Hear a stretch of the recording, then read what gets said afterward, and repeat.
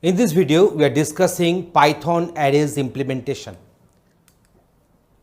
Arrays are fundamental part of most programming languages, and it is the collection of elements of the same data type. As example, you can go for array of int, array of strings and so on.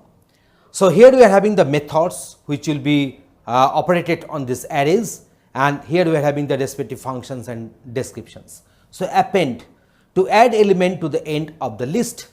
Extend, to extend all elements of a list to another list. We are having this insert, to insert an element at the another index given.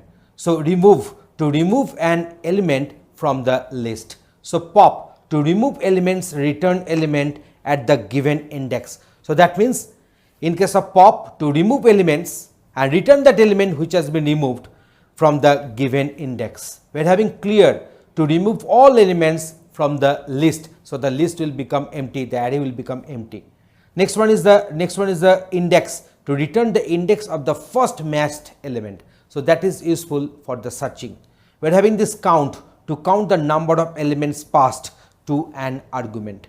So next one is our sort, to sort the elements in the ascending order by default. Next one is the reverse, to reverse order elements in a list. So the order of elements whatever will be there initially, that will be reversed in after application of this reverse method.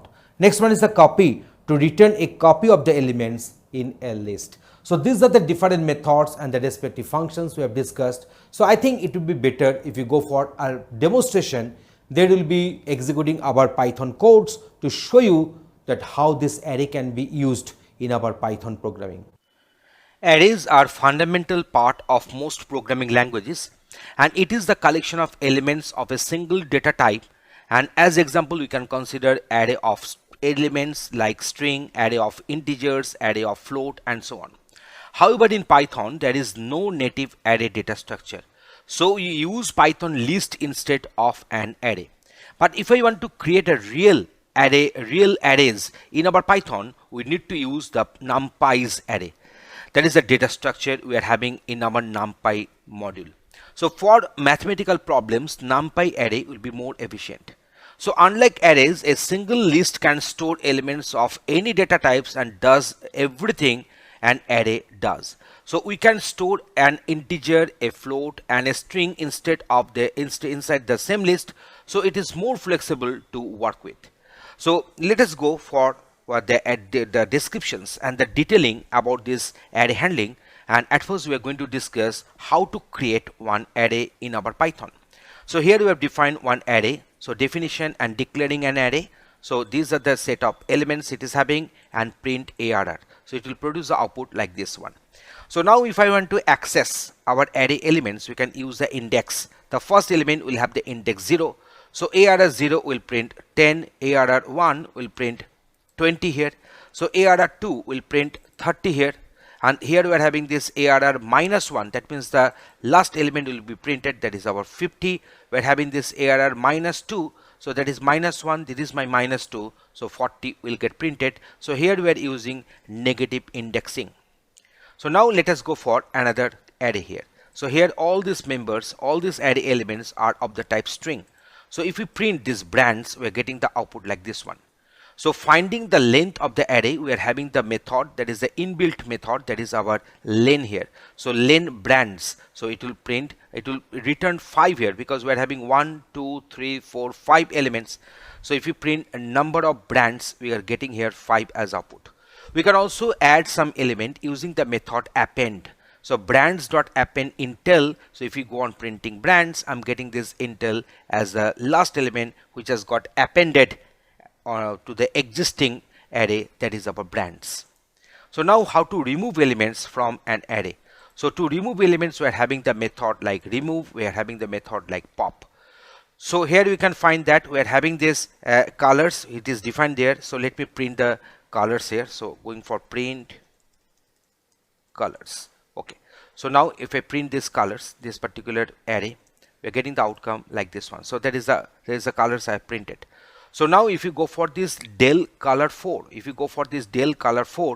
then after removing this del color 4, if I print, then the outcome will be this one. So that is the colorful, means we are having this 0, 1, 2, 3, 4. So yellow will get deleted because here we have mentioned the index as 4.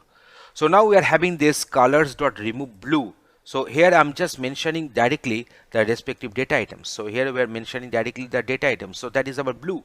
So blue is the member of this particular array. So blue is going to get deleted. So you can find that the blue has got deleted here. So now we are having this colors pop 3.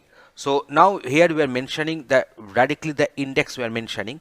So you can find here that is 0, 1, 2, 3. So orange will get deleted, and in this way I'm getting the reduced number of elements of this array getting printed using print colors. So in this way we can remove items from an array. So now we are going for this modifying elements of an array using indexing.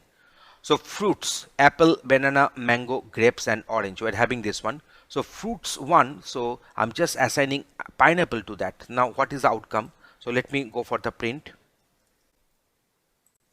So now let me go for the execution. You can find that at first this particular array has got printed. Now fruits 1 means 0, 1. So banana will be replaced by pineapple. So it has got replaced. Now fruits -1 means the orange, the last one, will get replaced by this guava. So we are getting the updated content of this array fruits. So now we are going for the concatenation of two arrays using the plus operator. So concat is equal to 1, 2, 3 and then concat plus 4, 5, 6. So now we are going to print concat. So now let me go for the printing here also. So if I go on executing, we can find that at first we are having this 1, 2, 3 and then after concatenation I'm getting this 1, 2, 3. Why? Because I didn't assign this concat. I didn't assign this concatenated items into the array variable. So now let us write this one. So let me do some changes here.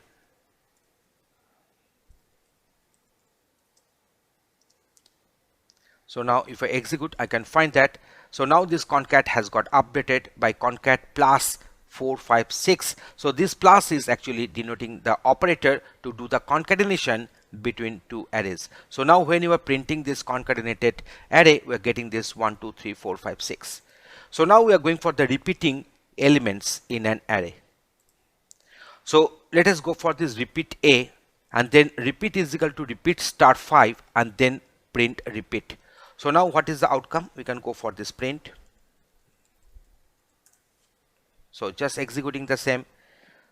So at first A is there and next time repeat is equal to repeat star 5. So this A has got repeated for 5 times. Okay. So now we are having this fruits. So we are having the set of elements are there. So if I go on executing this, so at first we are getting this fruits, this particular array has got printed. Now print fruits 1:4. Always remember the starting index will be inclusive and the ending index will be always exclusive. So that is the index number 0. Index number 1 is this one. So 1, 2, 3. So I'm expecting banana, mango and grapes should get printed. Yes, they have got printed accordingly. Here the starting index is missing. So it will be considered as 0. So from apple, so 3 means it will proceed up to the index number 2 because 3 will be exclusive. So 0, 1, 2. So apple, banana and mango should get extracted and should get printed. Apple, banana, mango have got printed.